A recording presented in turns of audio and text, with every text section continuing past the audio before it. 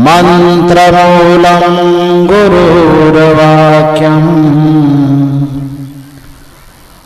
मोक्षमूलं गुरुर्कृपा। अनेक जन्म संप्राप्तः कर्मबन्ध विदाहिने आत्मज्ञान प्रदानेन तस्मै श्री गुरुवे नमः। तस्मै श्री गुरुवे नमः। तस्मै श्री गुरुवे नमः। मेरे आध्यात्मिक जीवन के संपोषक परमाराध्य परम पूज्य गुरुदेव जी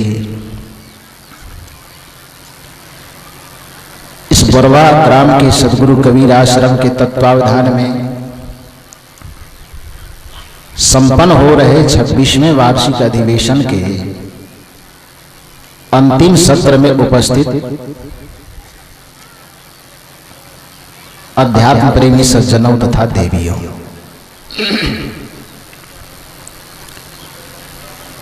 अंतिम सत्र है। 3 दिन से संत गुरुजनों के विचारों को सुन करके सब हम लोग अपने अपने घर जाएंगे और पुनः साल भर के बाद सब लोग यहां आएंगे। आज कुछ ऐसी बातें मैं आप लोगों से कहने जा रहा हूं जिस बात को सुन करके आपको प्रेरणा तो मिलेगी, लेकिन थोड़ा सा कष्ट भी होगा। तो जो कष्ट होगा उसके लिए मैं पहले से क्षमा मांग लेता हूं। गोस्वामी तुलसीदास जी ने कहा है कि सचिव वैद्य गुरु 3 जो प्रिय भूलहि भय आस, धर्म राज तन 3 के होय बेगहि नाश। इसका अर्थ होता है कि सचिव कहते हैं महामंत्री को, वैद्य कहते हैं डॉक्टर को, और गुरु का मतलब तो आप लोग जानने में माहिर है। गोस्वामी जी कहते हैं कि सचिव वैद्य गुरु 3 जो प्रिय बोलहि भय आस, धर्म राज तन 3 के होय बेगहि नाश। अर्थ यह है यदि किसी राज का मंत्री राजा के डर से सिर्फ उसके हां में हां मिलाता हो तो उस राज्य को नष्ट होने से धरती पर ब्रह्मा विष्णु महेश भी नहीं बचा सकता है। और यदि रोगी के डर से डॉक्टर हां में हां मिला करके उसका मुंह पोंछता हो, रोगी के अनुसार उसको दवाई देता हो, डॉक्टर को अपने ज्ञान से विवेक से उसका जो मेडिकल साइंस क्या कह रहा है, रोग का कौन सा दवा होना चाहिए, इसका ज्ञान उसको न हो, सिर्फ रोगी के मर्जी के अनुसार रोगी जो दवा मांग कर रहा हो और डॉक्टर बिना विचार किए वह दवा देता चला जाए, तो उस रोगी के तन की सुरक्षा होगी कि नाश होगा? जवाब आप लोग बढ़िया से दो थोड़ा सा। क्या होगा? महामंत्री यदि राजा के राजकाज की व्यवस्था का विवेक किए बिना सिर्फ हां में हां मिलावे तो राज का नाश होगा कि निर्माण। और तीसरा नंबर पे आओ, मैं नहीं कह रहा, मुकदमा ठोकना हो तो गोस्वामी जी पर ठोकना। सचिव वैद्य 2 पर तो आपका तलवार चल गया, अब तीसरा नंबर आएगा। सचिव वैद्य गुरु 3 जो प्रिय बोलहि भय आस। ये संत गुरुजन जो है ये आपके डर के कारण यदि बढ़िया बात कहेंगे, बढ़िया नियम चलाएंगे तो आपके पास अगले साल जाएंगे, चंदा नहीं दीजिएगा, इसका डर हो हमको। यदि कुछ नियम, कड़ा नियम बताएंगे, उसके अनुसार नहीं चलिएगा तो बोलेंगे तो सत्संग सुनने नहीं आएगा, इसका डर हो हमको। और इस लालच और इस डर में आकर के जो आपके अनुकूल बात हो वही हम आपको बताते चले जाए, आप जैसा जैसा चाहे वही वही करते चला जाए, तो आपके धर्म, आपके जीवन का नाश होगा कि निर्माण होगा, ये बताइए। बार यहां से जोर से हाथ उठा के बोलो ना, क्या चाहते हो? नाश चाहते हो कि निर्माण? हथौड़ा खाने के लिए तैयार हो जाओ। निर्माण यदि चाहते तो अब हथौड़ा मैं मारूंगा, तैयार रहो बढ़िया से। भोग मार्ग से आदमी को योग मार्ग में ले जाने के लिए, वासना के दलदल से निकाल करके अध्यात्म के पथ पर चलाने के लिए जो नीति नियम निर्धारित किए गए, उस नीति निर्धारक नियम का नाम योग दर्शन है। उस योग दर्शन के लेखक महर्षि पतंजलि, नाम आप लोग सुने होंगे, रामदेव बाबा तो पतंजलि का नाम बड़ा प्रसिद्ध कर दिया है। योग की रूपरेखा का निर्धारण करके जो ग्रंथ का रूप देने वाले भगवान पतंजलि, उसने जब मानव को भोग मार्ग से निकल करके योग के पथ पर चलाने के लिए कुछ दिशा निर्देश दिया, कुछ नियम बनाया और उस ग्रंथ का लेखन किया, इसमें से कोई व्यक्ति पढ़े है तब तो उसको समझ में आ जाएगी। और यदि उस ग्रंथ को कोई नहीं पढ़े हैं तो आज मेरी बात सुनो, चूंकि यह अंतिम सत्र है और याद रखना आपके लिए यह अंतिम सत्र हो सकता है, लेकिन मेरे लिए उससे भी कुछ विशेष बात होगी कि बाद में मैं बताऊंगा। उस योग दर्शन के अंतर्गत भगवान पतंजलि ने सबसे पहला सूत्र दिया, अथ योगानुशासनम, कि जो व्यक्ति भोग के दलदल से, वासना के दलदल से, माया के दलदल से ऊपर उठ करके धर्म के रास्ते में आना चाहते हो, अध्यात्म के रास्ते में आना चाहते हो, अनात्म और बंधन से छूट करके मोक्ष के पद पर आना चाहते हो, तो भाइयों बहनों ध्यान यह दो आप कि अथ योगानुशासनम, यदि योग का मार्ग चयन करना चाहते हो तो जीवन में अनुशासन को धारण करो। अनुशासन किसे कहते हैं? नौटंकी में कोई अनुशासन होता है क्या? नाच में? यहां पर आप क्यों आए हैं? खाने की कमी थी घर में? आपके घर में खाना की कमी थी? आराम करने की कमी? पढ़े लिखे आप हमसे ज्यादा है कि कम?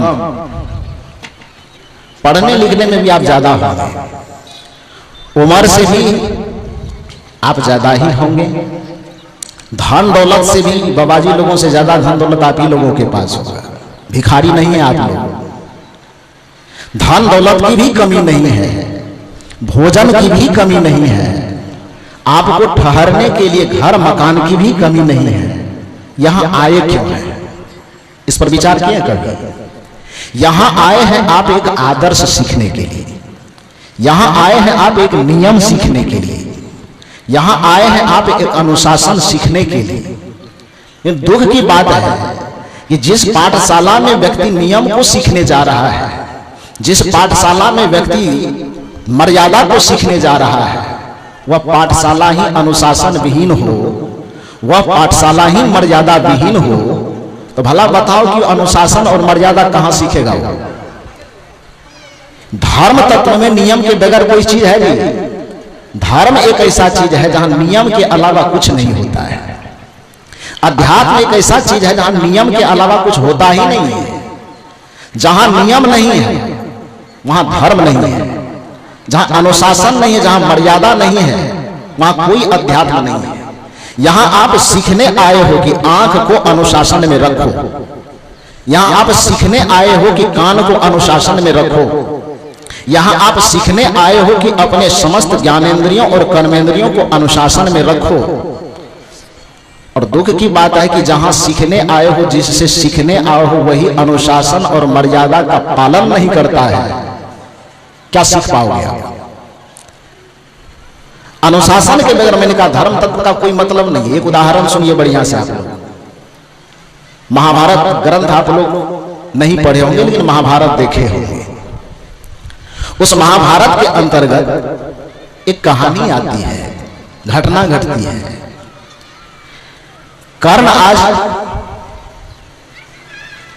रण क्षेत्र में जाने से पहले प्रतिज्ञा लेता है कि आज मैदान में मैं लड़ने जाऊंगा तो आज सूर्यास्त से पहले अर्जुन का वध करके ही लौटूंगा, क्योंकि इस पूरे पृथ्वी पर कर्ण का सबसे बड़ा दुश्मन अर्जुन ही था।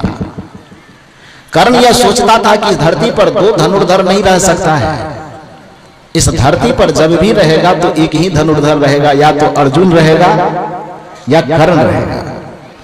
अर्जुन मर जाएगा तो कर्ण बचेगा, कर्ण मर जाएगा तो अर्जुन बचेगा, दो नहीं रह सकता है, दो में से एक ही रहेगा। आज प्रतिज्ञा करता है कर्ण कि युद्ध के मैदान में मैं जाऊंगा और अर्जुन को मार करके ही लौटूंगा। कर्ण जैसा महारथी प्रतिज्ञा ले, उसकी प्रतिज्ञा में बहुत ताकत होगी। कर्ण बहुत संयमी व्यक्ति था, कर्ण बहुत मर्यादापूर्ण व्यक्ति था। हालांकि दुर्योधन से उसकी संगति थी, लाचारी थी कुछ उसकी, लेकिन मर्यादा से बंधा हुआ व्यक्ति, अनुशासन से बंधा हुआ व्यक्ति, नियम से बंधा हुआ व्यक्ति आज प्रतिज्ञा लेता है कि मैं महाभारत की लड़ाई में जाऊंगा, अर्जुन को उधर से मार करके ही लौटूंगा। दुर्योधन इस प्रतिज्ञा को सुनता है तो मन ही मन मुस्कुराता है कि कर्ण आज प्रतिज्ञा ले लिया है तो अर्जुन को निश्चित ही मार देगा, और अर्जुन मर गया तो समझो आधा महाभारत समाप्त हो गया। जाता है लड़ने के लिए, लड़ाई बड़ी घमासान होती है। कर्ण इतने क्रोध में है कि एकदम सारे तीर तर्कस से छोड़ते चले जा रहे हैं, अंधाधुंध। अर्जुन आज कर्ण के सामने टिक नहीं रहा है, क्योंकि प्रतिज्ञा है। कर्ण के सामने किसी भी तरह टिक नहीं पा रहा है। जो बाण अर्जुन उठाता है, कर्ण सभी बाणों को काटते चला जा रहा है। जिधर से वार करता है कर्ण, उसके विपक्ष में तुरंत वार कर देता है। परिणाम यह होता है कि सारे बाण कट जाते हैं, जितने धनुष रखे हैं सब धनुष खत्म हो जाते हैं, और कोई अस्त्र शस्त्र है तो उसका भी संहार हो जाता है। रथ के पहिए कट जाते हैं, झंडा कट जाता है, अब रथ पर अर्जुन निहत्था खड़ा है। कर्ण के सामने सबसे बड़ा दुश्मन खड़ा है। कर्ण के सामने संपूर्ण जीवन की प्रतिज्ञा खड़ी है, आज उसकी प्रतिज्ञा पूरी होने वाली है। अर्जुन निहत्था खड़ा है। कर्ण कान तक बाण को खींच करके बस कर्ण की प्रतिज्ञा पूरी होने के लिए कितना देर, 1 सेकेंड। धनुष तना हुआ है, तीर कमान पे चढ़ा हुआ है, बस छूटेगा, और छूट करके उसके छाती तक जाने में जितना देर लगेगा इतना ही देर बचा है कर्ण के प्रतिज्ञा को पूरा होने के लिए। आपका क्या विचार है? प्रतिज्ञा पूरा कर लेगा ना वो? कैसा विचार बन रहा है? सुनो बढ़िया से। प्रतिज्ञा पूरी होने वाली है, लेकिन अचानक सूर्यास्त हो जाता है, शंख बज जाती है। कर्ण का जो बाण तना हुआ था, दुर्योधन चिल्ला करके कह रहा कि कर्ण देख क्या रहे हो, बाण चलाओ, तुम्हारी भी प्रतिज्ञा पूरी होगी। साथ साथ महाभारत की आधा लड़ाई यहीं पर समाप्त हो रही है, देख क्या रहे हो। कर्ण सबके चिल्लाहट को सुनता है, उसके बावजूद भी तीर को छोड़ता नहीं है, बल्कि तीर को ढीला करके समेट लेता है और तीर को अपने तरकस में रख लेता है। कितना बड़ा काम होने वाला था वहां, हुआ क्या? तीर सिमट करके तरकस में आ गया। अब कर्ण के ऊपर अगल बगल जितने महारथी खड़े थे कौरव पक्ष के, उस सभी कौरव पक्षीय महारथी कर्ण की अवहेलना करने लगे, उसकी निंदा कर रहे हैं। तुम नमक हराम हो, तो तुम दलाल हो, तुम बेईमान हो, तुम शैतान हो, तुम अपने भाई से मिले हुए हो, लड़ाई हमारे पक्ष से लड़ रहे हो लेकिन चाल उसके तरफ से चल रहे हो। अन्यथा सुबह में इतनी बड़ी प्रतिज्ञा लेकर के तुम निकले, दुश्मन सामने में खड़ा है, छाती पर अब तीर प्रवेश करने वाली है, छाती के अंदर। अब बस 1 सेकेंड के लिए तीर छोड़ ही देते तो क्या होता? सबकी बात सुन करके कर्ण कहा कि कोई बात नहीं, अब तुम लोगों को बोला हुआ हो गया, अब थोड़ा सा मुझे बोलने दो। ध्यान दीजिए, जो नीचे में बैठे सत्संगी लोग हैं उसको भी इस बात पर ध्यान देना है, और मंच पर जितने लोग बैठे मैं हाथ जोड़ करके आग्रह करता हूं उसको भी ध्यान देने की आवश्यकता है। फिर मानना मेरी बात को कि न मानना, लेकिन ध्यान से सुन लो। हमें विश्वास है कि ऊपर वाला तो कम से कम नहीं है मानेगा, कम से कम नीचे वाला मान लेगा। तो कर्ण ने कहा कि अब तुम लोगों को बोला हुआ हो गया, अब मुझे बोल दे दो। कर्ण कहता है कि दुर्योधन एक बात बता, तुम राजा के पुत्र हो, तुम चोरी करो कि बेईमानी करो कि शैतानी करो कि हैवानियत करो, राजा के मरने के बाद इस राज का राजा कौन होगा?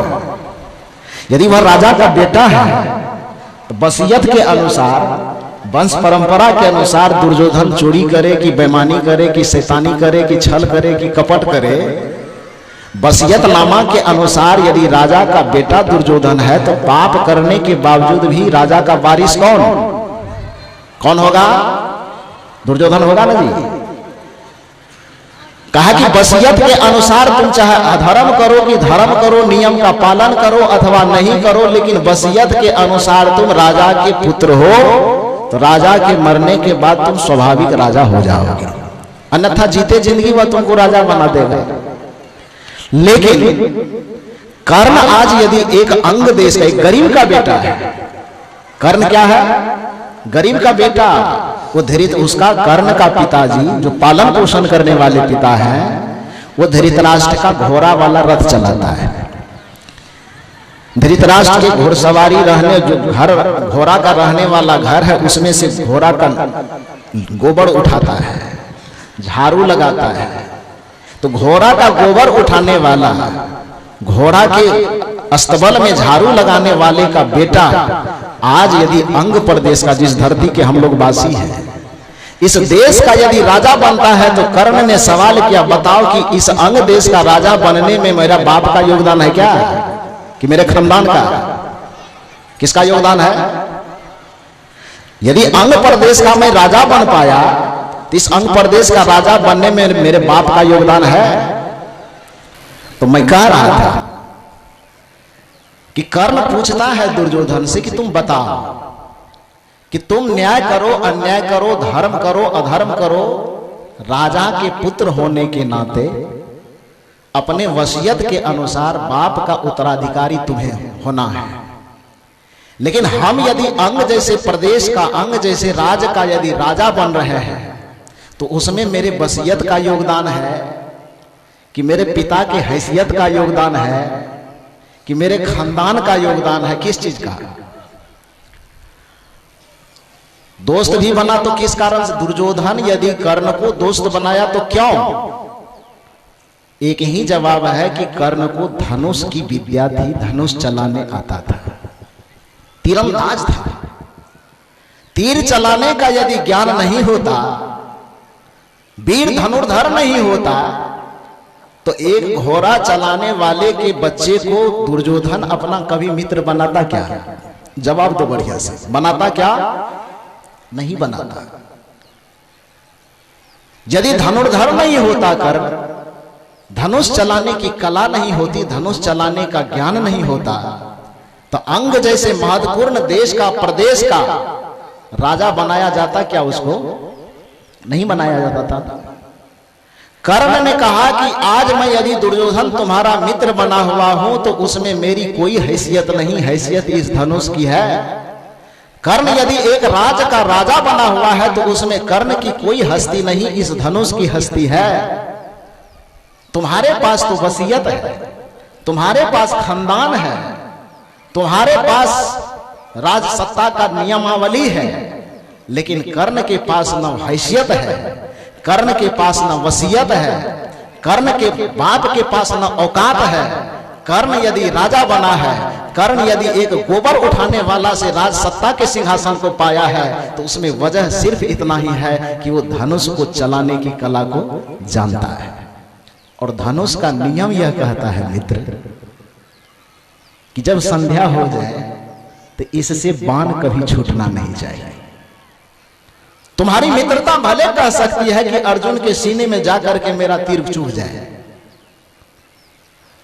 युद्ध क्षेत्र की रणनीति भले कह सकती है कि मेरा बाण जाकर के अर्जुन के सीने में समा जाए, लेकिन इस धनुष की नियमावली यह कहती है, इस धनुष का यह नियम कहता है कि संध्या हो जाए तो इससे कभी बाण छूटना नहीं चाहिए। अरे मेरी प्रतिज्ञा टूटी तो क्या टूटी, तुम्हारी मित्रता टूटी तो क्या टूटी, तुम्हारी मित्रता टूट जाए मुझे कोई गम नहीं, मेरी प्रतिज्ञा टूट जाए कोई गम नहीं, लेकिन जिस धनुष के बदौलत आज मैं इतनी ऊंचाई पर पहुंचा हुआ, उस धनुष का नियम नहीं टूटना चाहिए, इसकी रक्षा करना बहुत जरूरी है।